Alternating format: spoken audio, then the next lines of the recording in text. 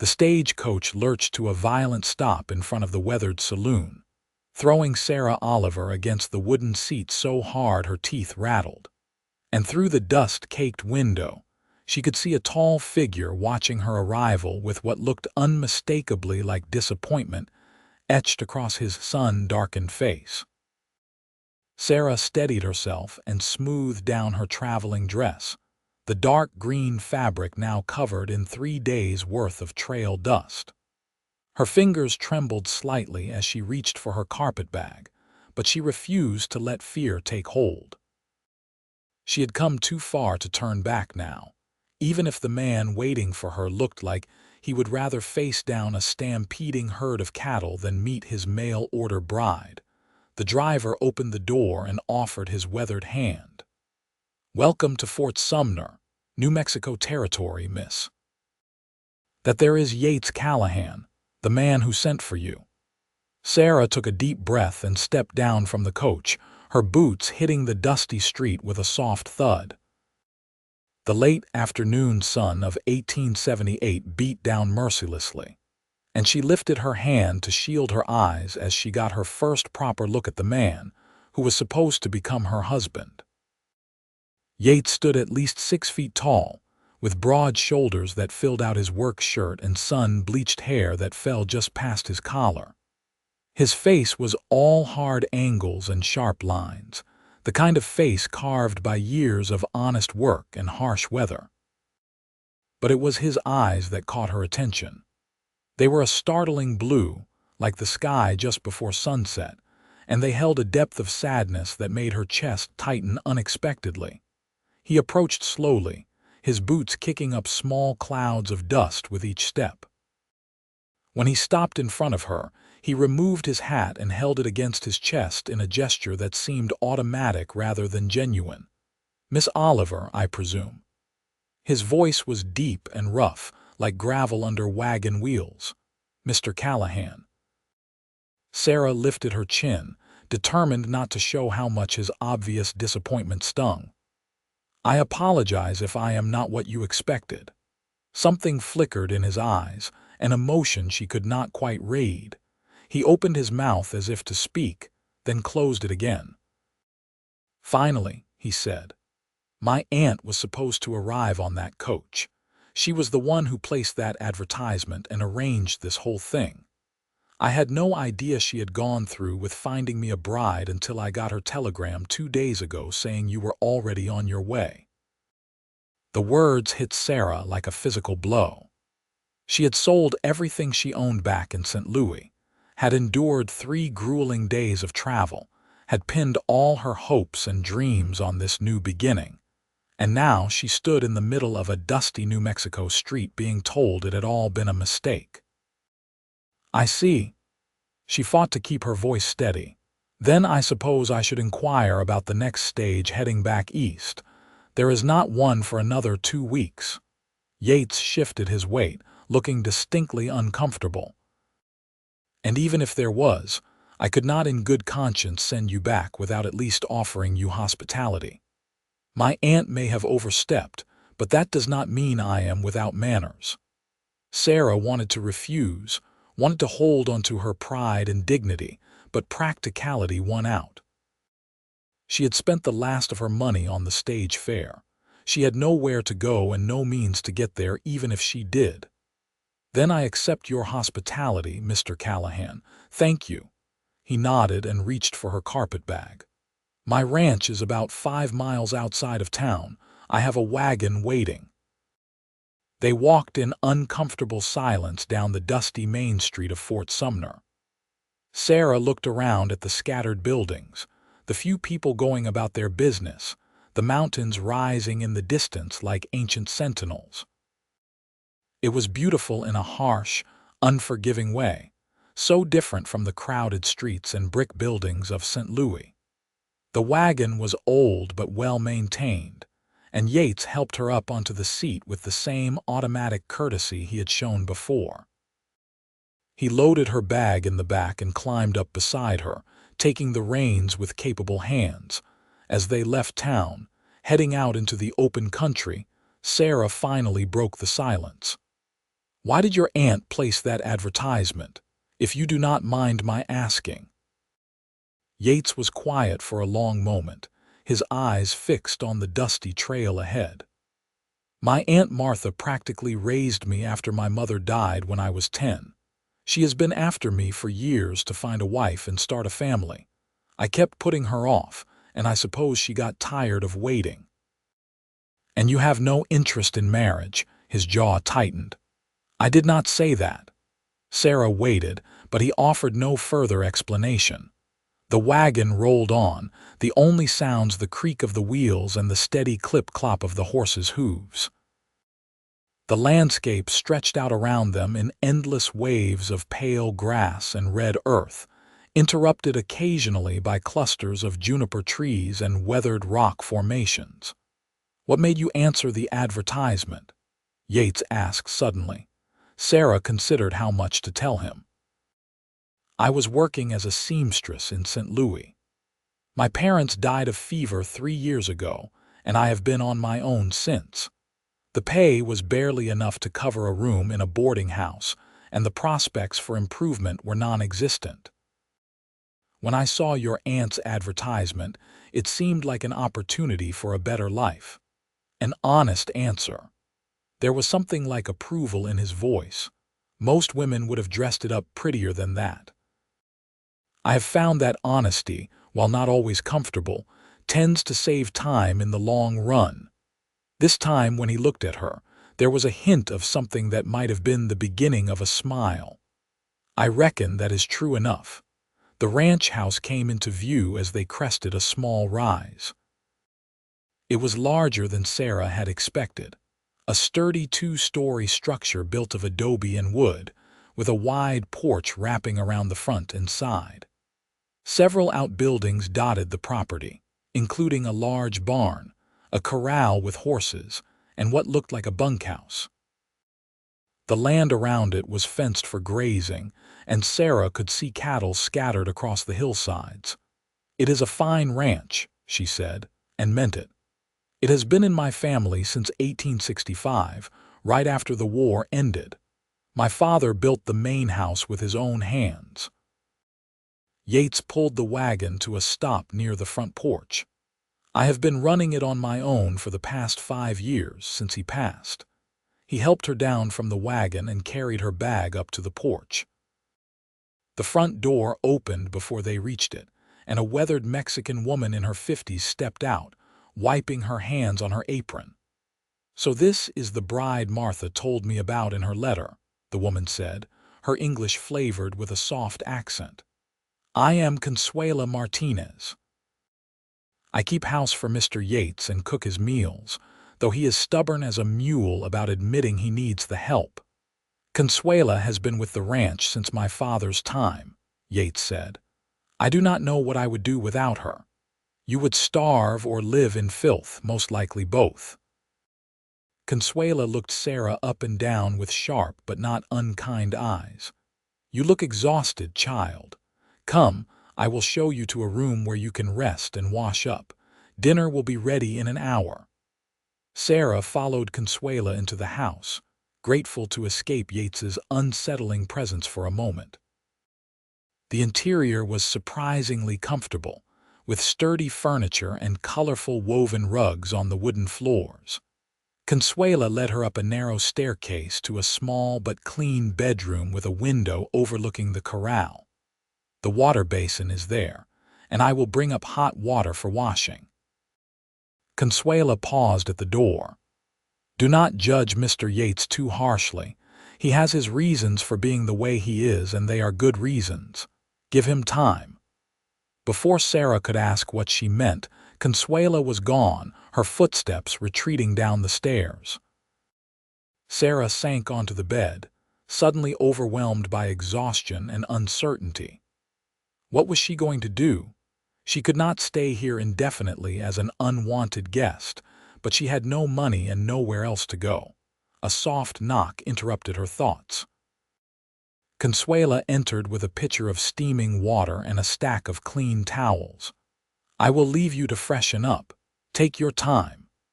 Sarah washed away the dust of travel and changed into her other dress, a simple blue calico that was showing its age but was at least clean. She braided her dark hair and pinned it up, then sat for a moment, gathering her courage before heading downstairs. The dining room was small but welcoming, with a table that could seat 6. Yates was already there, freshly washed and changed into a clean shirt. He stood when she entered, pulling out a chair for her. "Thank you," Sarah said, sitting down. Consuela brought out the meal: beef stew with vegetables, fresh bread, and strong coffee. It was simple fare but expertly prepared, and Sarah realized she had not eaten since early morning.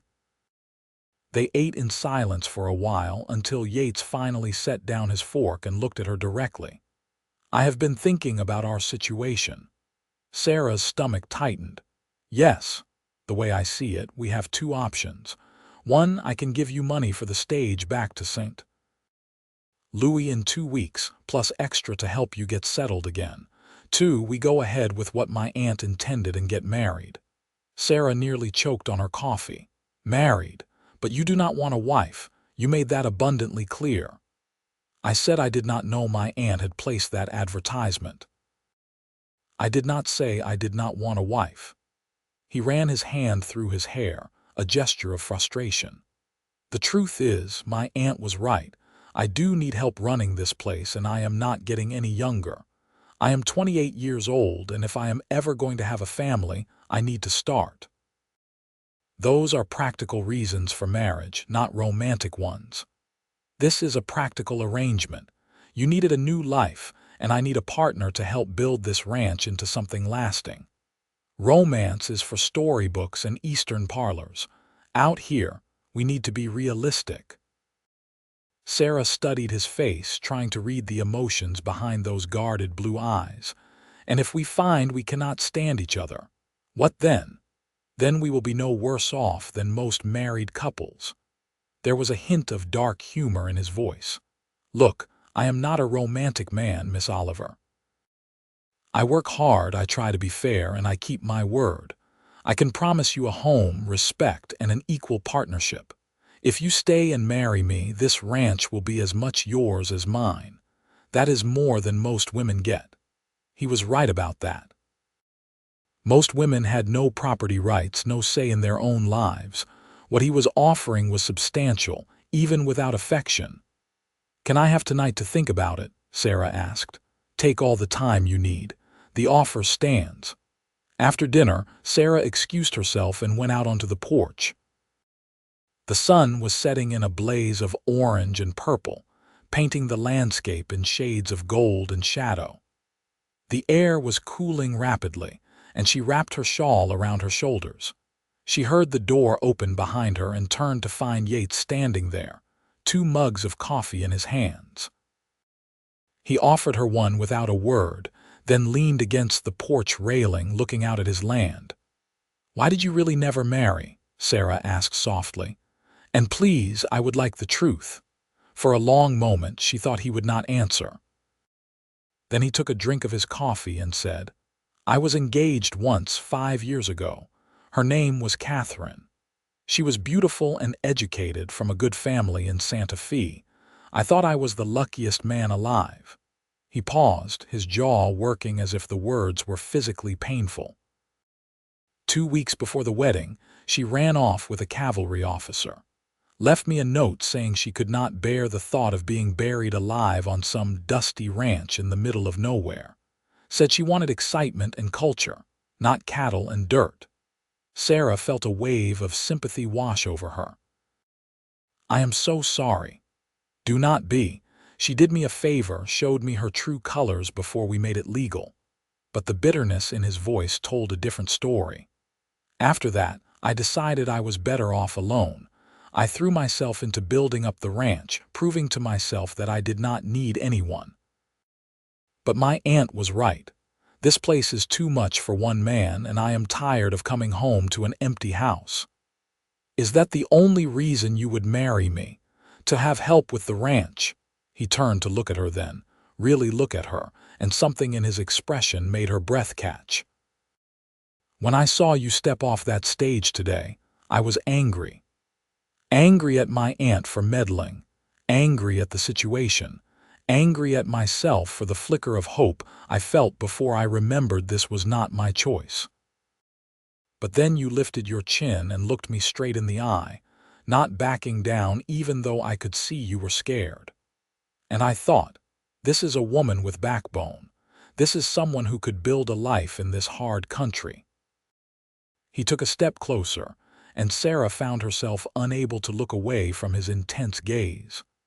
So no, it is not just about the ranch. I want a partner, Sarah. Someone who will stand beside me, not behind me. Someone with the courage to make a life in a place that does not give anything easily. When you got off that stage, I saw all that in you, and I realized my aunt might be meddling, but she is not wrong. Sarah's heart was beating fast. You saw all that just from watching me step off a stage. You would be surprised what a man can see when he is really looking. His voice had gone soft, almost tender. So what do you say?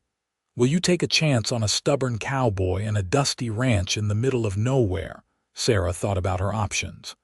She could go back to St. Louis, back to poverty and loneliness, back to the grinding struggle of simply surviving. Or she could stay here, in this beautiful harsh land, with this complicated man who had been honest enough to show her his wounds. I will stay, she said quietly. I will marry you. Something eased in Yates's expression, a tension she had not even realized he was carrying. You will not regret it. I will do everything in my power to make sure you do not regret it. And I will do the same. They stood there on the porch as darkness fell, sipping their coffee and watching the stars emerge one by one across the vast New Mexico sky. It was not a romantic moment exactly, but there was a rightness to it that Sarah could not quite explain, a sense that despite the unusual circumstances, she had somehow ended up exactly where she was meant to be. The next morning, Yates rode into town to make arrangements with the justice of the peace, leaving Sarah at the ranch with Consuela. The older woman put her to work immediately, showing her around the house and explaining the routines that kept everything running smoothly. Mr. Yates is a good man, Consuela said as they worked together in the kitchen, preparing bread dough. But he has been hurt, and hurt men can be difficult. He told me about Catherine. Ah, Consuela nodded knowingly. That woman had ice where her heart should be. I knew she would break him, but young men in love do not listen to old women who know better. Do you think he can love again? The question slipped out before Sarah could stop it. Consuela looked at her with wise eyes. I think he already does a little bit. He just does not know it yet. That is why he was so angry when you arrived. He felt something and it frightened him. Sarah wanted to believe that, but she cautioned herself against hope. She had agreed to a practical arrangement, and she needed to be content with that. Expecting more would only lead to disappointment. When Yates returned that afternoon, he brought news that the wedding would take place in 3 days. That will give you time to prepare, and for me to invite the neighboring ranchers. It will be good for them to meet you, since you will be part of the community now. The next 3 days passed in a blur of activity. Sarah learned the rhythms of the ranch, met the ranch hands who worked for Yates, and did her best to memorize the endless details of running a household in the middle of the New Mexico territory. The men were polite but reserved, clearly waiting to see what kind of woman their boss had brought home. The foreman, a grizzled man named Dutch Peterson, was particularly watchful. On the second day, he approached Sarah as she was hanging laundry in the yard. "Pardon me, Miss Oliver, but I wanted to say something before the wedding." Sarah turned to face him, shielding her eyes from the sun. "Of course. Yates is like a son to me. I have worked for his family for 20 years, and I do not want to see him hurt again." Dutch's weathered face was stern. "If you are here for the wrong reasons, if you plan to run off like that other woman did, I would appreciate knowing now." Sarah met his gaze squarely. I have nowhere to run to, Mr. Peterson, and even if I did, I am not in the habit of breaking my word. When I marry Yates, I will honor that commitment. Dutch studied her for a long moment, then nodded. Good enough. Welcome to the ranch, then. The wedding day arrived with clear skies and moderate temperatures. Sarah wore her best dress, a gray silk that had belonged to her mother, and Consuela helped her arrange her hair in a style more elaborate than her usual simple braids. When she looked at herself in the small mirror, she was surprised by what she saw. Her cheeks were already taking on color from the strong sun, and her eyes held a spark she had not seen in years. Yates met her at the bottom of the stairs, and for a moment he just stared. "You look beautiful," he said, and the sincerity in his voice made her cheeks flush. "Thank you." "You look very handsome yourself." He did. He wore a black suit that fit his broad shoulders perfectly, and he had trimmed his hair and beard. He looked every inch the successful rancher, and Sarah felt a flutter of something in her chest that might have been the beginning of genuine attraction. They rode into Fort Sumner in the wagon, Consuela following behind with several of the ranch hands. The justice of the peace performed the ceremony in his small office, with witnesses gathered around.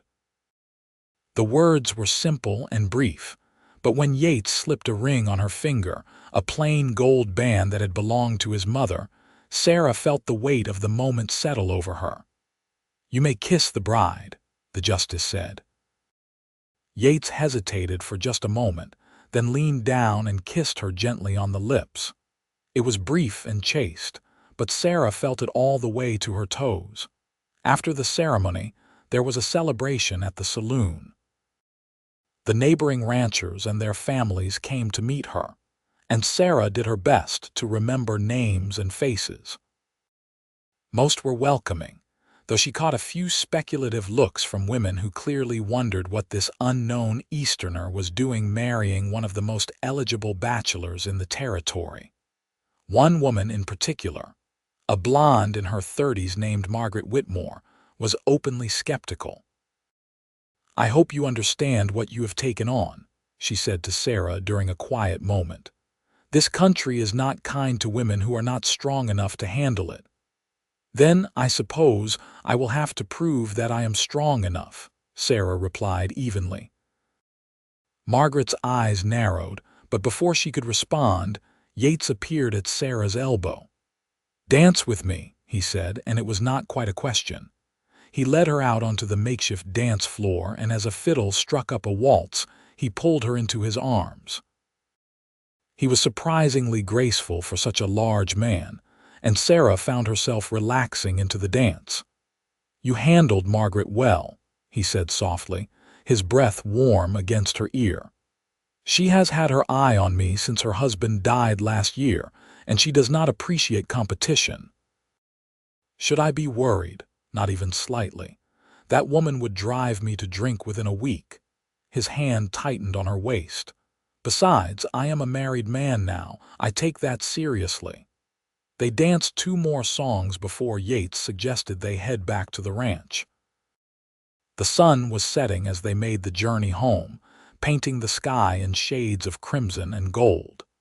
Sarah felt nervous energy building in her chest as they drew closer. This was her wedding night, and she had no idea what to expect from this man she barely knew. When they arrived, Yates helped her down from the wagon and walked her to the porch. Then, to her surprise, he stopped and turned to face her. "I know this has all happened fast," he said, "and I know you might need time to adjust to everything. So I want you to know that I am not expecting anything tonight. We can take things as slow as you need to." Relief and disappointment warred in Sarah's chest. "That is very considerate of you. I want this to work between us, Sarah, not just the marriage, but everything. And rushing things when you are not ready would be a poor start." He kissed her gently on the forehead, then stepped back. "Your room is yours for as long as you want it. When you are ready for more, you just have to say the word. Until then, I will not push." Sarah watched him walk away, her fingers touching the spot where his lips had been. She had expected many things from this marriage, but gentleness and patience had not been among them. Yates Callahan, she was beginning to realize, was a far more complicated man than she had first thought. The days fell into a rhythm after the wedding. Sarah took over more of the household management, working alongside Consuela to keep the house running smoothly. She also began to learn about the ranch itself, riding out with Yates in the mornings to check on the cattle and inspect the grazing lands. She proved to be a natural horsewoman, which surprised everyone including herself. Yates taught her to rope and brand, and she threw herself into learning with a determination that earned respect from even the most skeptical ranch hands. "You have got sand, madam," Dutch told her one afternoon after she had successfully roped her first calf. "More than I gave you credit for at first." But it was the evenings that Sarah treasured most. After dinner, she and Yates would sit on the porch together, talking about their days, their plans for the ranch, and slowly, carefully about their pasts. He told her stories about growing up on the ranch, about his father's dreams for the place, about the challenges of making a living from the unforgiving land. And she told him about St. Louis, about her parents and their small tailor shop, about the loneliness of being alone in a crowded city, about the dreams she had almost given up on. "I am glad you came," Yates said one evening about 2 weeks after the wedding. "I know that is probably not what you expected to hear from me, given how we started, but it is true. You have brought life back to this place." "I am glad I came too," Sarah replied, and she meant it. That night, as Sarah prepared for bed, she found herself thinking about Yates and the careful distance he maintained. She appreciated his patience, but she was also beginning to want more. The attraction she had felt that first day had grown steadily, fed by hours spent in his company, by the moments when their hands would accidentally brush, by the way he would smile at her when he thought she was not looking. She was falling in love with her husband, and she had no idea if he felt the same way. The answer came unexpectedly a few days later. Sarah had ridden out alone to check on a section of fence that needed repair, something she had done several times before. But this time, her horse spooked at her rattlesnake, and she was thrown hard to the ground. She lay there for a moment, trying to catch her breath and assess the damage. Her left wrist throbbed painfully, and she thought it might be broken. Her horse had bolted, leaving her stranded miles from the ranch house. Sarah struggled to her feet and started walking, cradling her injured wrist against her chest. The afternoon sun beat down mercilessly, and she knew she needed to make it back before dark or risk spending the night in the open. She had been walking for what felt like hours when she heard hoofbeats. Yates appeared over the rise, riding hard, his face white with fear. He pulled his horse to a stop and jumped down, reaching her in 3 long strides. "Sarah, thank God. Your horse came back without you, and I thought—" He pulled her into his arms, holding her so tightly she could barely breathe. "I thought I had lost you." "I am all right," she said, her voice muffled against his chest. "Just a sprained or broken wrist, I think." He pulled back enough to examine her injury, his touch gentle despite the size of his hands. "We need to get you back to the house." "Can you ride with me?" She nodded, and he lifted her onto his horse before mounting behind her. He kept one arm wrapped firmly around her waist as they rode back to the ranch, and Sarah leaned back against his chest, feeling safe despite the pain. Consuela took charge when they arrived, examining Sarah's wrist with experienced fingers. "Sprained, not broken, thank the saints. But you will need to rest it for several weeks." That night, after Consuela had wrapped Sarah's wrist and given her willow bark tea for the pain, Yates came to her room. He knocked softly, and when she called for him to enter, He stood in the doorway looking uncharacteristically uncertain. "Can I come in?" "Of course." He crossed the room and sat carefully on the edge of her bed. "You scared me today. When I saw your horse come back without you, I felt like my heart had been ripped out of my chest. I am sorry. I should have been more careful. It is not about being careful. Accidents happen out here, I know that." He took her good hand in both of his thumb tracing circles on her palm. "But today made me realize something. I have been holding back, keeping my distance because I was afraid of being hurt again, afraid of caring too much. But the truth is, it is too late. I already care, more than care." Sarah's heart began to pound. "What are you saying?"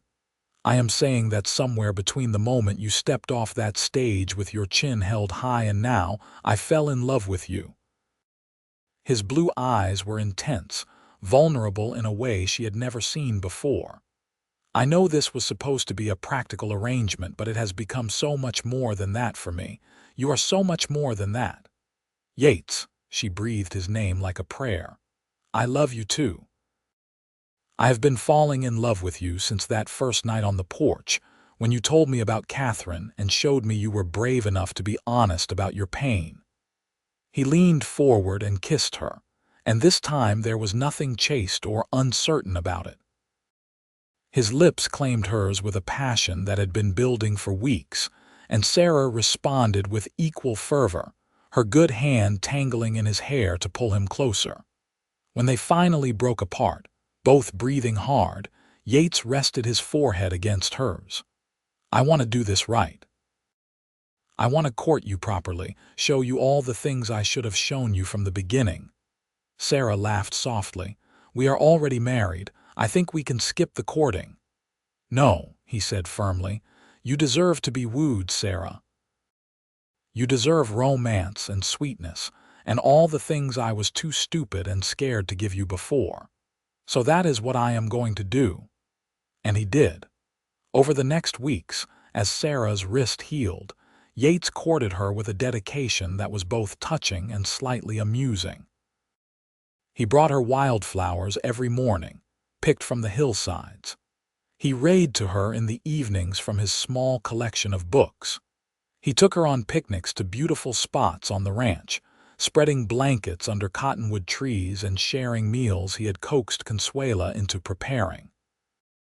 He also talked to her, really talked, about his hopes and dreams for the future, about the family he wanted to build, about the life he envisioned for them together.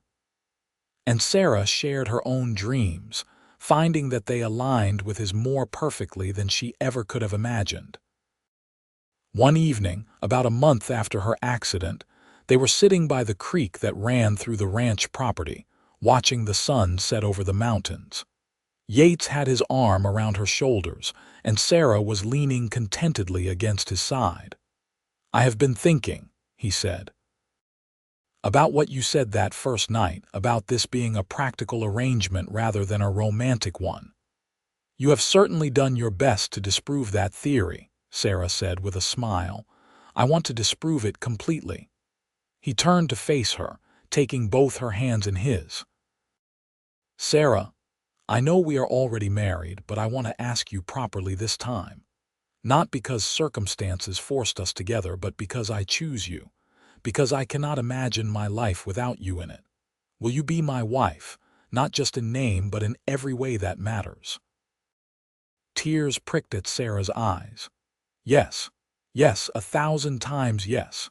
He kissed her then, deep and long and full of promise.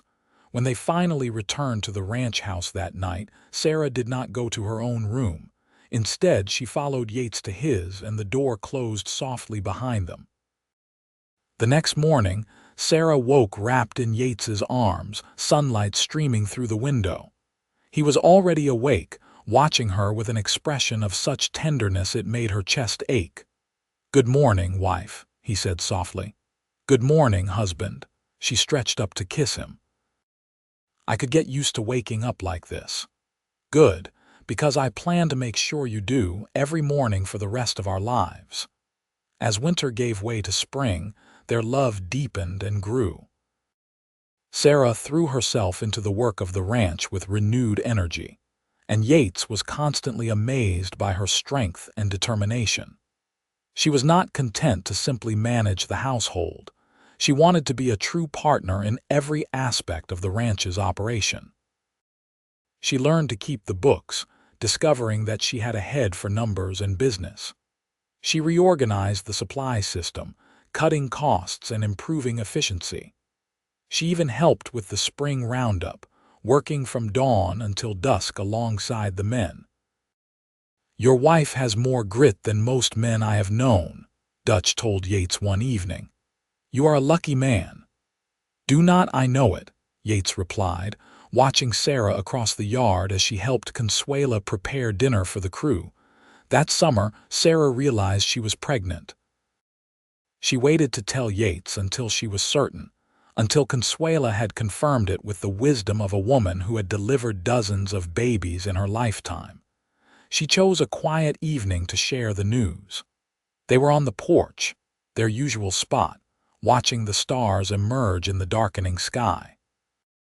Sarah took Yates's hand and placed it on her still flat stomach. "There is a new member of the Callahan family on the way," she said softly. For a moment, Yates just stared at her, not seeming to comprehend. Then understanding dawned, and his face transformed with a joy so pure it took her breath away. "A baby. We are going to have a baby." "Yes, Consuela thinks it will arrive in early February." He pulled her into his arms, holding her as if she were made of precious glass. "I cannot believe it. A child of our own. Are you happy?" Happy does not even begin to cover it. He pulled back to look at her, his eyes bright with unshed tears. "You have given me everything, Sarah.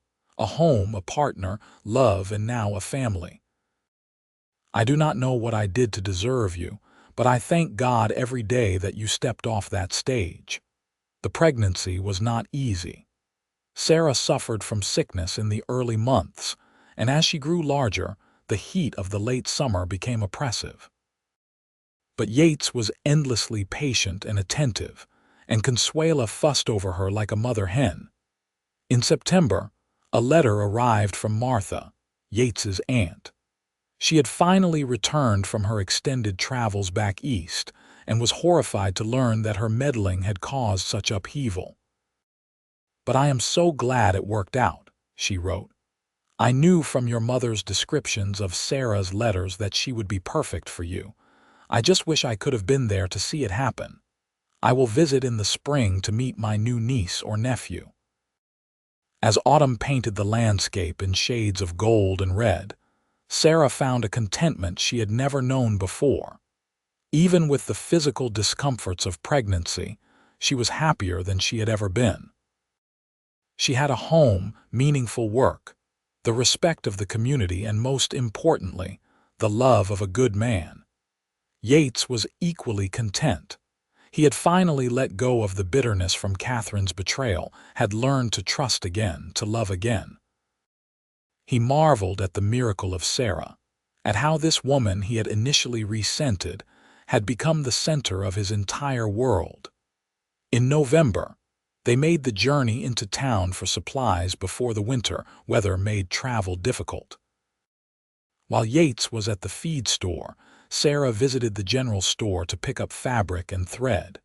She was examining a bolt of blue calico when a familiar voice made her freeze. "Well, if it is not the little mail-order bride." Sarah turned to find Catherine standing behind her. The woman was as beautiful as Yates had described, with golden hair and perfect features. But there was a hardness around her eyes and mouth that no amount of beauty could disguise. "Catherine, I did not know you were in Fort Sumner. I am just passing through on my way to Santa Fe. I heard that Yates had married some desperate woman from back east." Catherine looked Sarah up and down, her gaze lingering on the obvious swell of her pregnancy. "How quaint! I suppose you think you won some kind of prize." Sarah felt anger rise up in her chest, but she kept her voice calm. "I do not think of my marriage as a competition. Yates and I love each other and we are building a good life together. That is all that matters. Love, Catherine laughed, a brittle sound. How naive. Yates was in love with me once, and look how that turned out. Do you really think he will not tire of you eventually? When you are worn down from bearing his children and working yourself to the bone on that dusty ranch, I think, Sarah said quietly but firmly, that you made the biggest mistake of your life when you left Yates. He is a good, honorable man, and he deserves someone who appreciates that. I am sorry that you did not, but your loss is my gain. Now, if you will excuse me, I have shopping to finish. She turned away, her hands shaking but her head held high. Behind her, she heard Catherine make a sound of frustration, but Sarah did not look back. When she found Yates outside the general store, loading supplies into the wagon, she went straight to him and wrapped her arms around him as much as her pregnant belly would allow. "What is this for?" he asked, surprised but pleased. "Because I love you, because I am grateful for you every single day, because you are the best man I have ever known." He kissed the top of her head. "What brought this on?" I ran into Catherine in the store, his body tensed. "Did she say something to upset you?" "She tried to, but all she did was make me realize how lucky I am. She walked away from something precious and I get to keep it." Yates pulled back to look at her, his expression intense. "You are exactly what I have been waiting for, Sarah Callahan.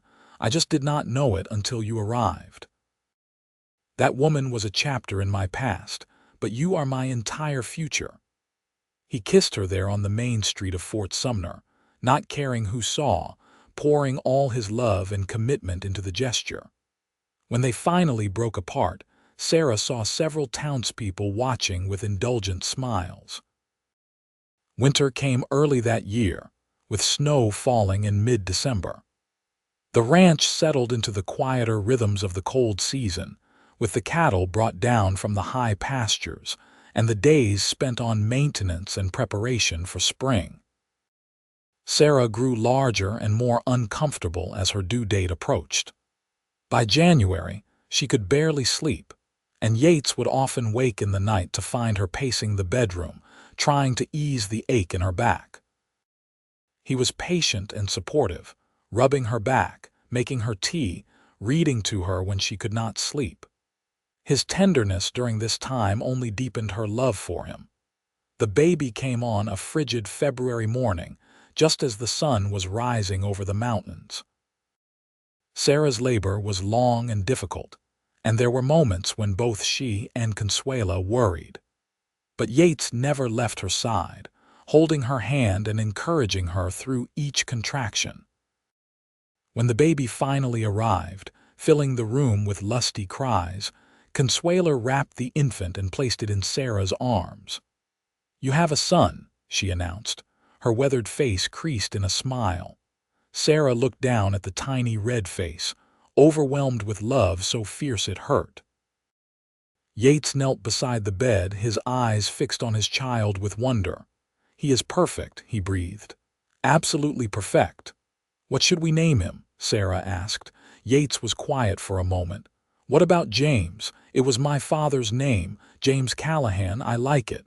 Sarah smiled up at her husband. "Hello, James. Welcome to the family." The baby's arrival brought changes to the household. Sarah had never realized how exhausting caring for an infant could be, but she threw herself into motherhood with the same determination she brought to everything else. Yates was a devoted father, taking James for walks around the ranch property even in the cold weather, singing to him in the evenings, changing diapers without complaint. "I never knew my heart could hold this much," he told Sarah one night as they watched James sleep in his cradle. "I love you, and I love him, and sometimes I am almost afraid of how much I have to lose. Then we will just have to make sure we are all very careful," Sarah said, taking his hand. "We have too much to live for to take unnecessary risks." Spring came, bringing new life to the ranch. The cattle were moved back to the high pastures, and Sarah began to regain her strength. She had worried that becoming a mother would mean giving up her role in running the ranch, but Yates would not hear of it. "We are partners," he reminded her. "That does not change just because we have a child.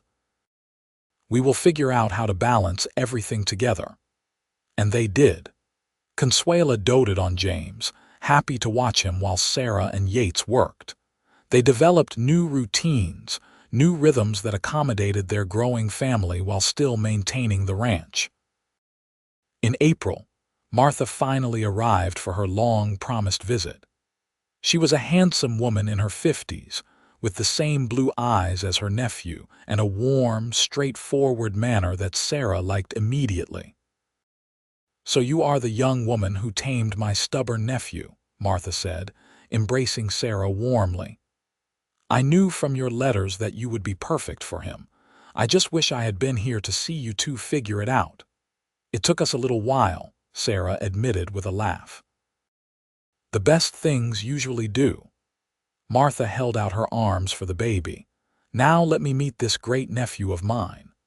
Martha stayed for 2 weeks, and Sarah was grateful for the chance to know the woman whose meddling had changed her life so dramatically.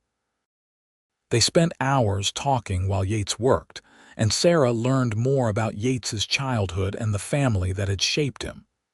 "His mother's death nearly destroyed his father," Martha told Sarah one afternoon.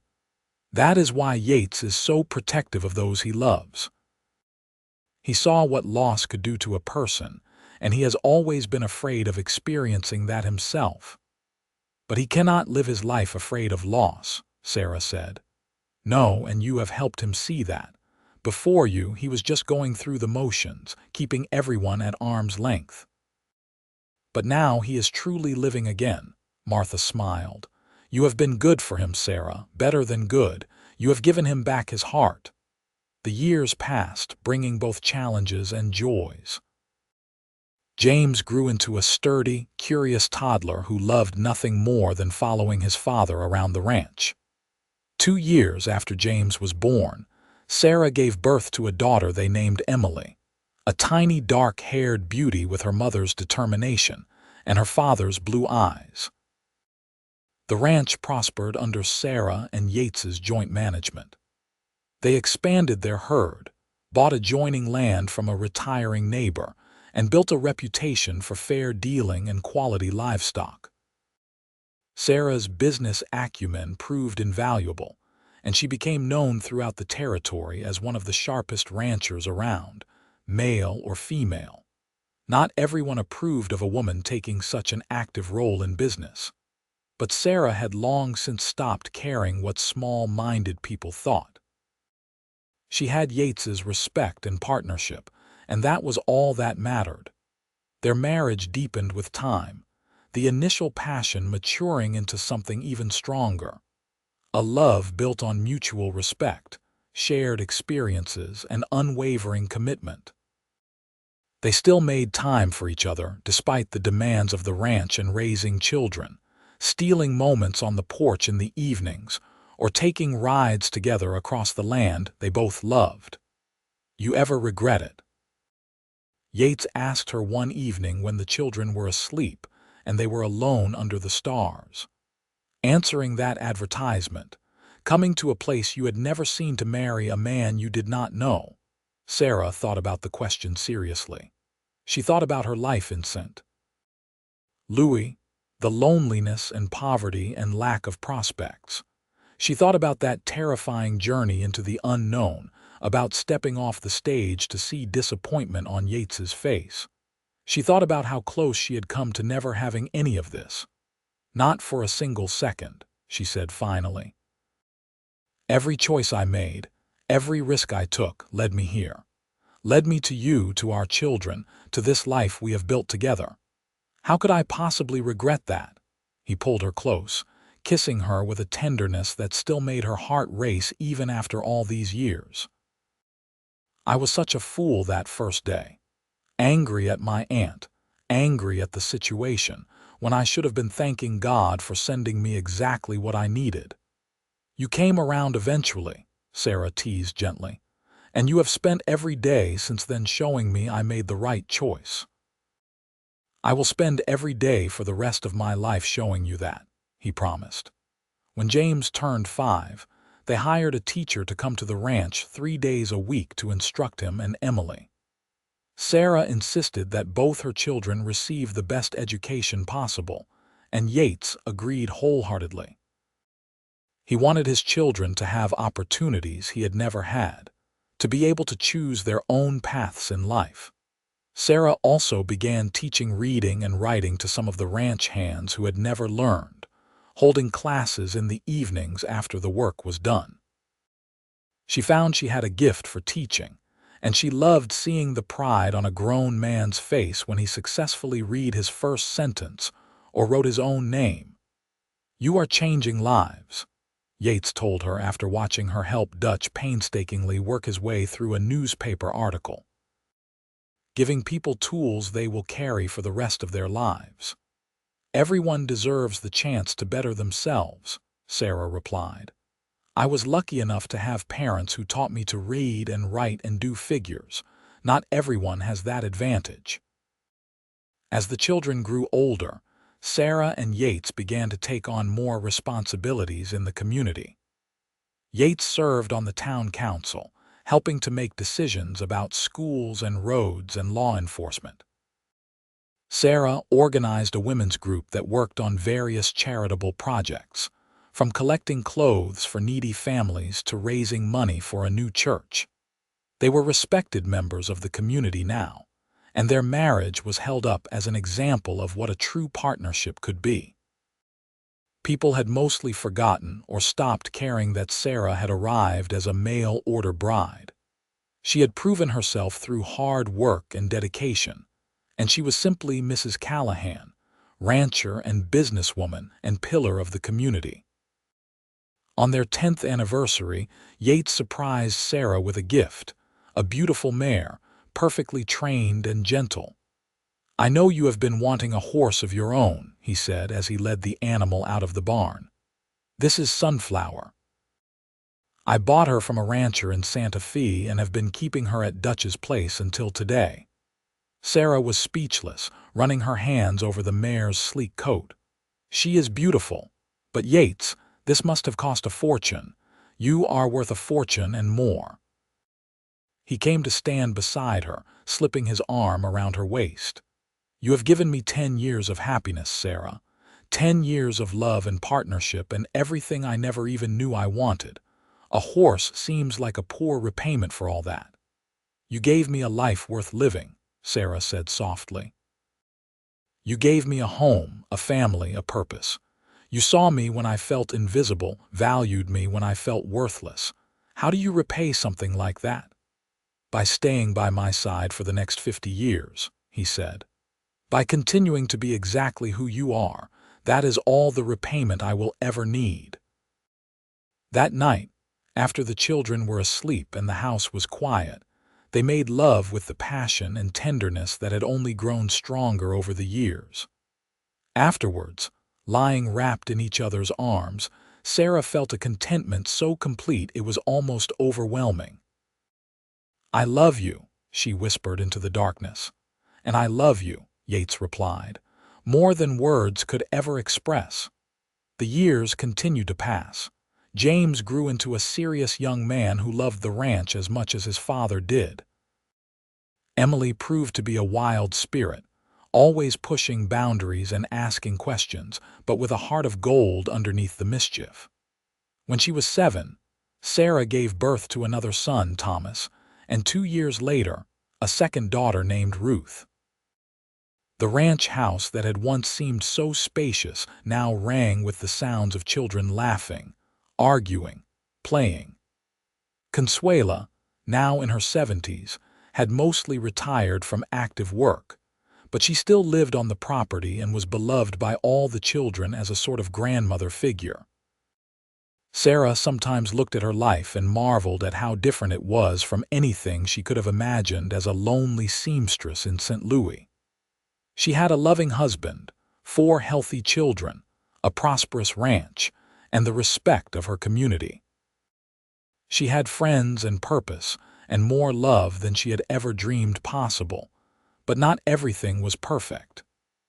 In the summer of 1890, when Sarah was 34 and Yates was 40, tragedy struck. Dutch Peterson, who had been part of the ranch for so long he was practically family, was thrown from his horse while chasing down a stray calf. He died 2 days later from his injuries, never regaining consciousness. His death hit everyone hard, but especially Yates.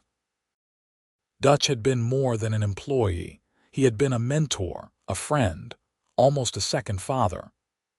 Yates blamed himself, thinking he should have been the one chasing that calf, that he should have somehow prevented the accident.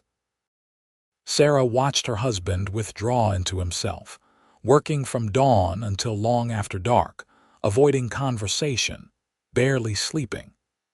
She recognized the signs of grief and guilt, and she knew she needed to reach him before he buried himself too deeply. One evening, after the children were in bed, she found him in the barn, ostensibly checking on the horses but really just hiding. She sat down beside him on a hay bale and took his hand. "Talk to me," she said simply. "There is nothing to say.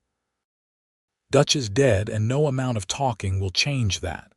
No, but bottling up your grief is not helping either. Yates, you have to let yourself feel this. You have to mourn. If I start, I am afraid I will not be able to stop." His voice cracked on the words. "He was like a father to me after my own died.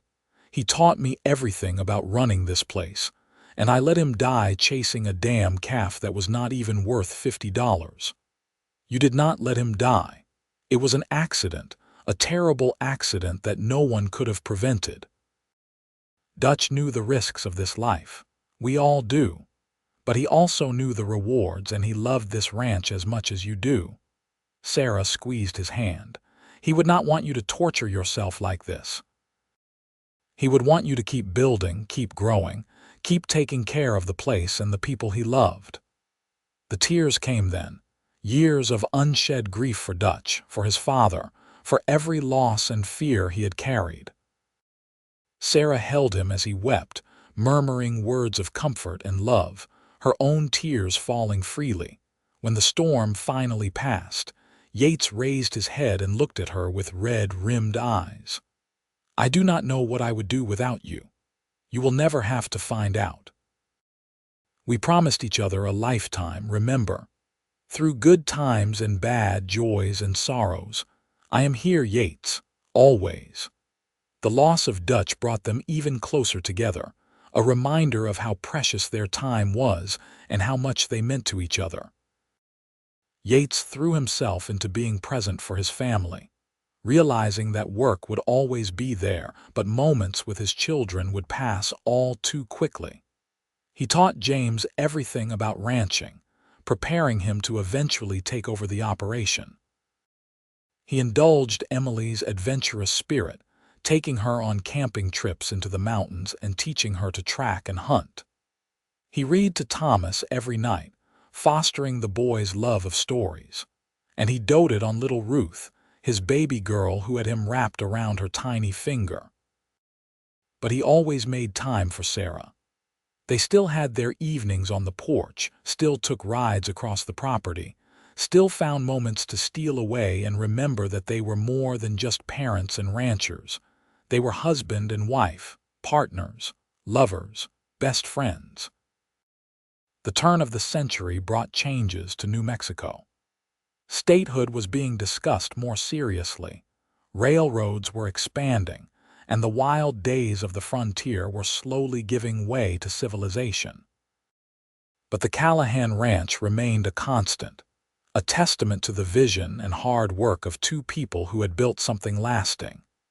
In 1902, when James was 20 and eager to make his own mark on the world, he shocked everyone by announcing his engagement to a young woman from Santa Fe. Her name was Alice Brennan, and she was the daughter of a prominent merchant. Sarah and Yates traveled to Santa Fe to meet her family, and Sarah was pleased to find that Alice was intelligent, kind, and clearly devoted to James. "She reminds me of you," Yates whispered to Sarah during the engagement party. strong-willed and not afraid to speak her mind. James could do far worse, Sarah agreed. The wedding took place at the ranch in the spring of 1903 with half the territory in attendance. As Sarah watched her eldest son exchange vows with his bride, she found herself thinking back to her own wedding day. The uncertainty and hope mingled together. She caught Yates's eye across the crowd, and he smiled at her, the same smile that still made her heart skip a beat after more than 20 years of marriage. That night, after all the guests had left and the younger children were asleep, Sarah and Yates walked hand in hand across the property they had built together. The moon was full, bathing everything in silver light, and the air was fragrant with spring flowers. "We are getting old," Yates said, but there was humor in his voice rather than sadness. "Speak for yourself. I feel as young as the day I stepped off that stage." Sarah leaned her head against his shoulder. "Although I must admit, I am grateful I no longer have to prove myself to every skeptical rancher in the territory. You proved yourself within the first 6 months. The rest was just you being stubborn and refusing to rest on your laurels." They stopped at the creek, the same spot where Yates had courted her all those years ago. The cottonwood tree they had sat under had grown considerably, its branches now spreading wide and providing deep shade. "You remember when you really asked me to be your wife," Sarah said. "Right here at this spot, I remember every detail. The way the setting sun caught in your hair, the way you smiled when you said yes, the way I felt like the luckiest man alive." He turned to face her, his hands coming up to cup her face. "I still feel that way every single day. Even when I am arguing with you about buying more breeding stock or insisting we need to modernize the barn, especially then." He kissed her softly. "You challenge me, Sarah. You push me to be better, to think bigger, to never settle. You are the best partner I could ever have asked for." "You are pretty good yourself, Cowboy." She used the old endearment from their early days together, and he laughed. "I have not heard you call me that in years. Maybe I should use it more often, to remind us both of where we started." As they walked back to the house, arms around each other, Sarah reflected on the incredible journey that had brought her here. She had arrived as an unwanted bride, an inconvenience forced on a reluctant bachelor by his meddling aunt. But somewhere along the way, through honesty and hard work and genuine connection, they had found something rare and precious, a love that had stood the test of time and only grown stronger. Emily married 2 years after James, to a young doctor who had recently set up practice in Fort Sumner. Thomas showed an aptitude for law and left to attend university back east, with plans to return and practice in New Mexico once statehood was achieved. And Ruth, their baby, grew into a beautiful young woman with her mother's business sense and her father's love of the land. Sarah and Yates watched their children build their own lives with a mixture of pride and bittersweetness. The ranch house, once so full of noise and activity, grew quiet again as the children moved on to their own adventures, but they were never truly alone. James and Alice lived in a house they had built on the far side of the property, and they brought their children, Sarah and Yates's grandchildren, to visit often. Emily and her husband lived in town but came for Sunday dinners every week. Thomas wrote long letters from Boston, full of his studies and his dreams. And Ruth, who had no interest in leaving the ranch, took over much of the day-to-day management, proving herself to be as capable as her mother. On their 30th anniversary, the whole family gathered at the ranch for a celebration.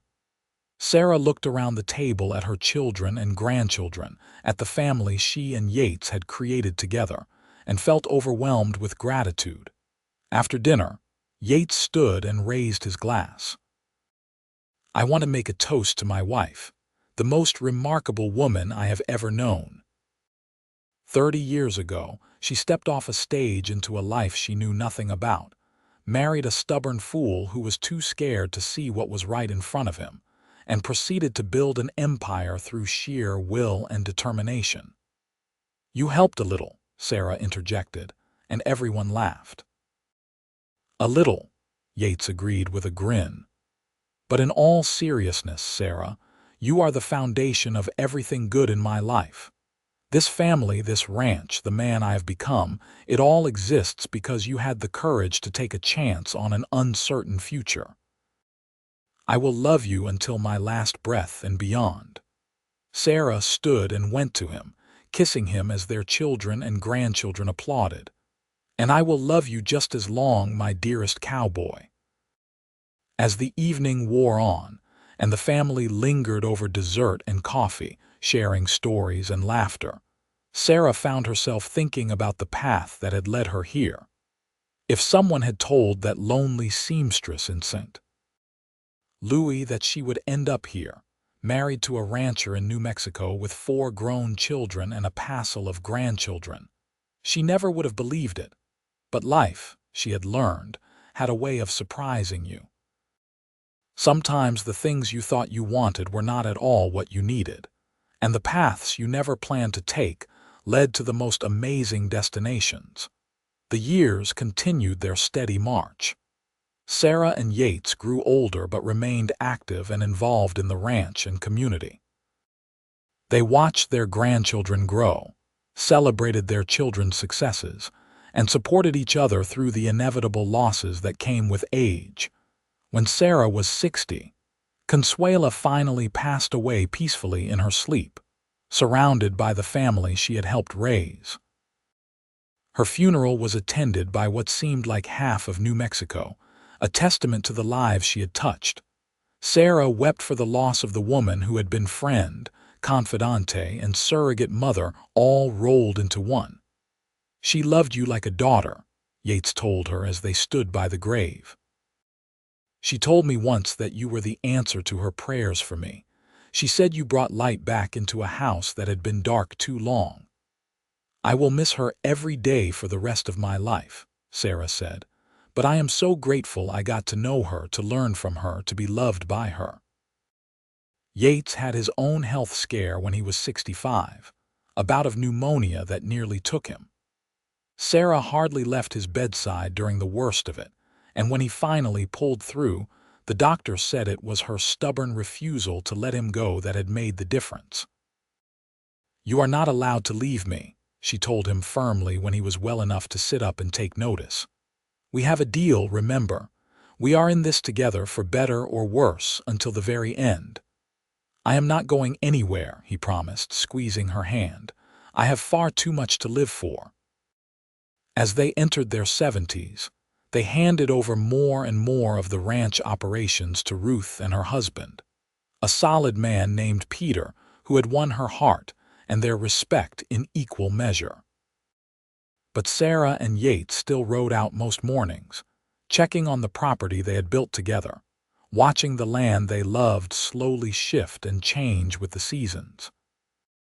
New Mexico achieved statehood in 1912, and Thomas, who had indeed returned home to practice law, was elected to the state legislature.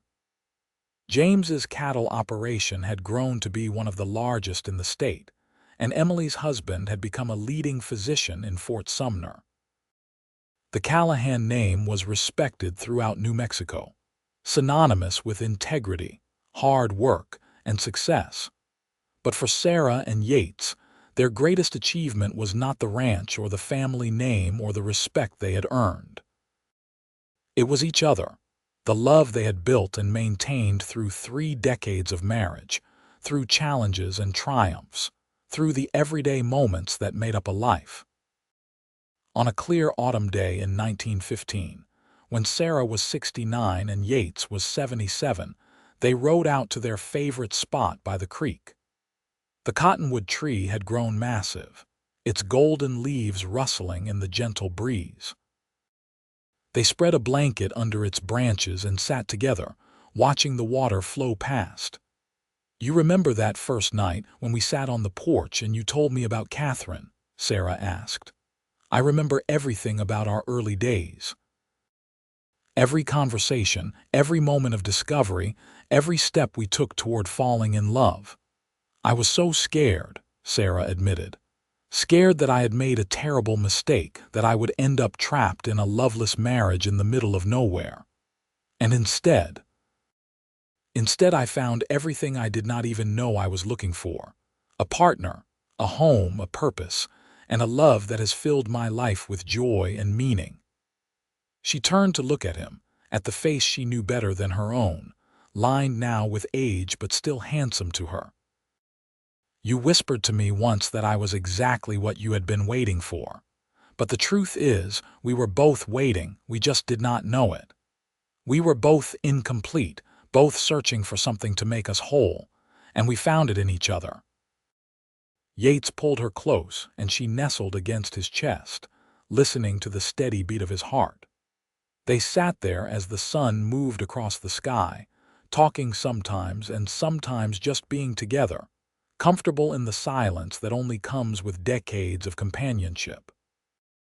As the shadows grew long and the air began to cool, they packed up their blanket and rode slowly back to the ranch house. Ruth met them at the barn, concern on her face. "Where have you been? I was starting to worry." "Just visiting old memories," Yates said with a smile. "Your mother and I were feeling nostalgic." That night, as they prepared for bed, Sarah caught Yates watching her with an expression she could not quite read. "What is it?" she asked. "I am just thinking about how lucky I am, how much I love you. How grateful I am for every day we have had together." He came to her and took her hands. "If I could go back and change anything about my life, the only thing I would change is that I would have seen what you were from the first moment, instead of wasting even a day being foolish." "Those first uncertain days made everything that came after sweeter," Sarah said. "We had to work for what we have, and that makes it all the more precious." They lay down together, and as Sarah drifted off to sleep in the arms of the man she loved, she felt a profound sense of peace. Whatever time they had left, whether it was days or years, they would face it together. That was all that mattered. The seasons turned, bringing them to another spring. The ranch was preparing for the busiest time of year, with calving and branding and all the work that came with new life.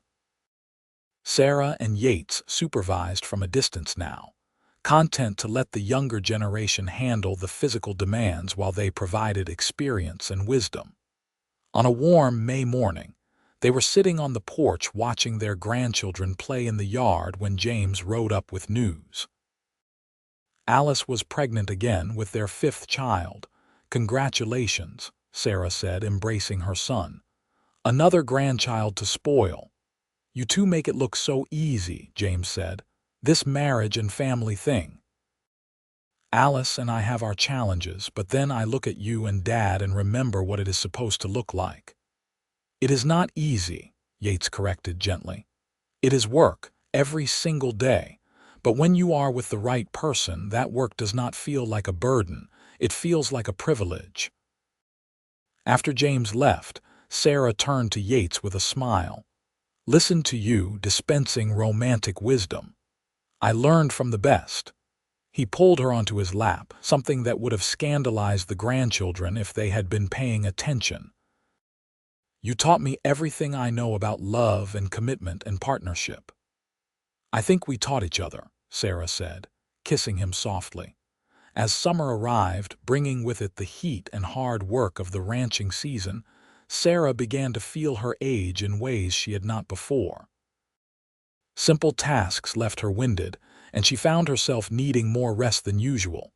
She tried to hide it from Yates, not wanting him to worry, but he knew her too well. "You are seeing the doctor," he said firmly when he found her sitting down halfway through hanging laundry. "I am fine, just tired." "You are seeing the doctor," he repeated, and the worry in his eyes made her agree. The diagnosis was her heart. It was simply wearing out, the doctor said gently. There was nothing to be done except rest, take things easy and enjoy the time she had left. How long? Sarah asked, her voice steady even as her world tilted. Months, maybe a year. I am sorry, Sarah. If there was anything I could do, I understand. Thank you for your honesty. She made the doctor promise not to tell Yates the full extent of it, just that she needed to rest more. She did not want their remaining time together overshadowed by the specter of her impending death. She wanted to live fully for as long as she could. The summer was beautiful, full of family gatherings and quiet moments. Sarah made sure to spend time with each of her children, sharing stories and advice, making sure they knew how loved they were. She played with her grandchildren, storing up the memories of their laughter and energy. And she devoted herself to Yates, to making sure he knew every day how much she loved him, how grateful she was for their life together.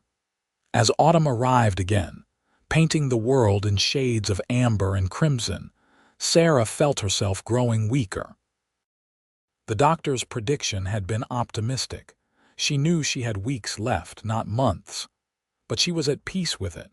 She had lived a full, rich life, had loved and been loved beyond measure. She had no regrets. One evening in late October, as they sat on the porch watching the sunset, Sarah finally told Yates the truth. "I know," he said quietly. "I have known for weeks. You cannot hide something like that from someone who has loved you for more than 35 years. Tears streamed down Sarah's face. "I did not want you to spend our last days grieving. I will have a lifetime to grieve after you are gone. Right now, I just want to be with you, to hold you, to love you for as long as I can."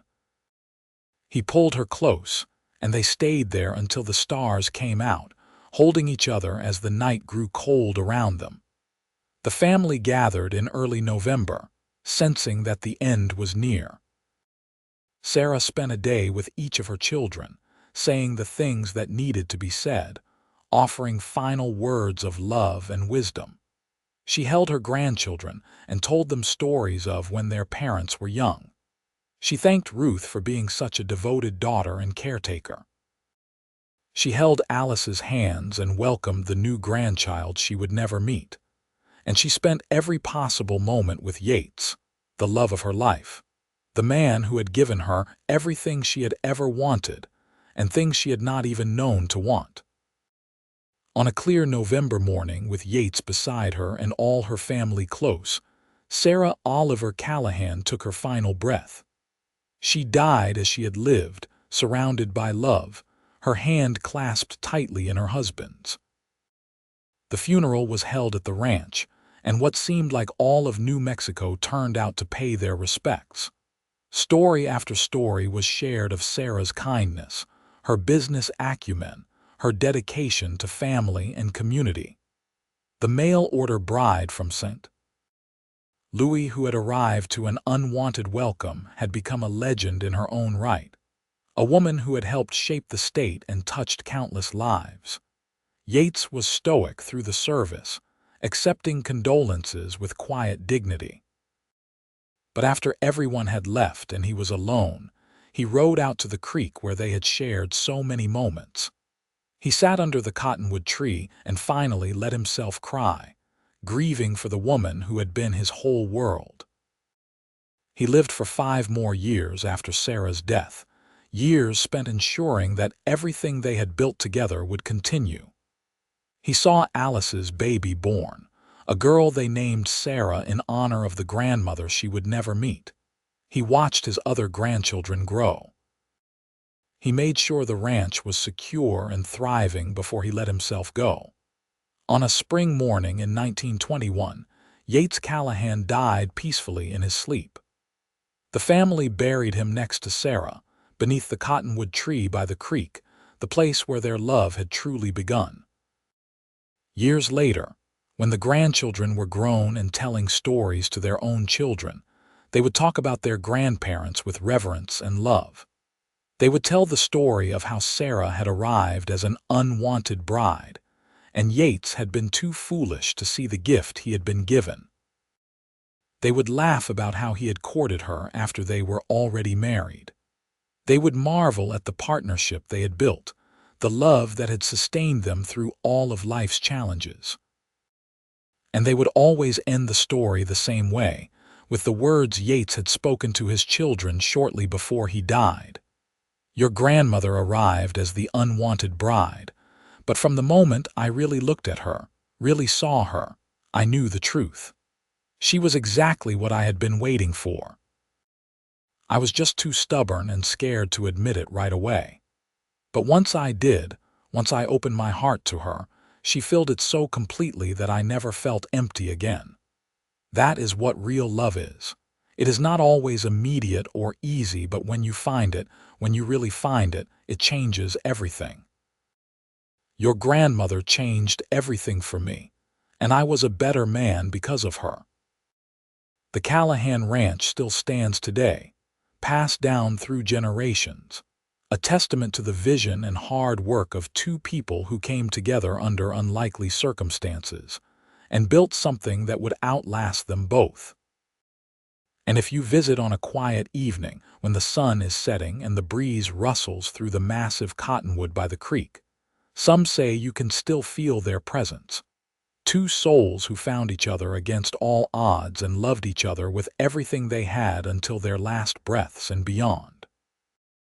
It was a love story for the ages, proof that sometimes the best things in life come when we least expect them, that opening our hearts to the unexpected can lead to the greatest joys, and that true partnership and genuine love can overcome any obstacle. Sarah and Yates Callahan built more than a ranch. They built a legacy of love that continues to inspire all who hear their story, a reminder that the most unlikely beginnings can lead to the most beautiful endings.